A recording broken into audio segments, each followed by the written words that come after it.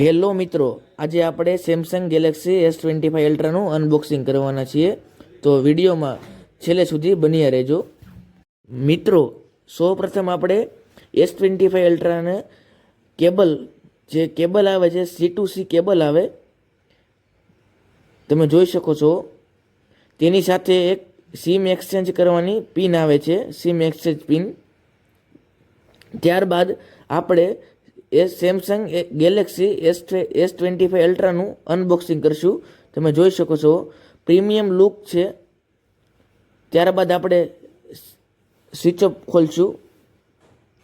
તમે જોઈ શકો છો, પ્રીમિયમ લુક ધરાવે છે S સિરીઝ. સેમસંગના દરેક ફોન પ્રીમિયમ લુક જ હોય છે. ત્યારબાદ આપણે સ્વિચ ઓફ ખોલશું. સ્વિચ ઓફ ખુલી ગયો છે. તો તમે આગળ બન્યા રહો, અને વિડીયોમાં નવા હોય તો લાઇક, શેર અને સબસ્ક્રાઈબ કરવાનું ભૂલતા નહીં. AI ટેકનોલોજીવાળો ફોન છે S25 અલ્ટ્રા, અને સાઈડમાં પાવર બટન છે. સેમસંગમાં S પેન પણ આવે છે.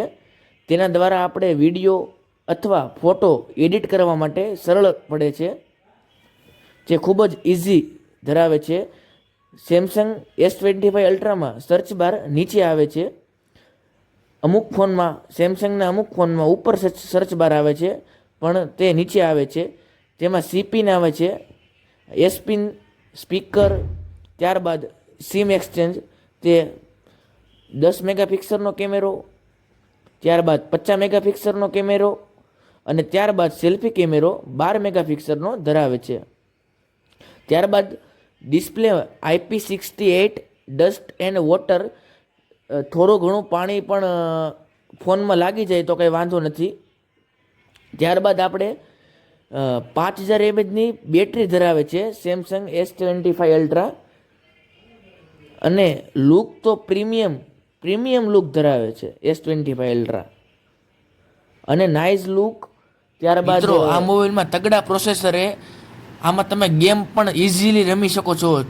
ફોન ચોંટવાની વાત જ નથી આવતી.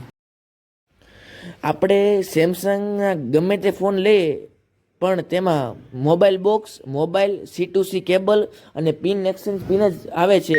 આપણે એડેપ્ટર સેમસંગનું ઓરિજિનલ અલગથી લેવું પડે છે. નાઇસ લુક ધરાવે છે. લાઇક, શેર, સબસ્ક્રાઈબ કરી નાખજો મારા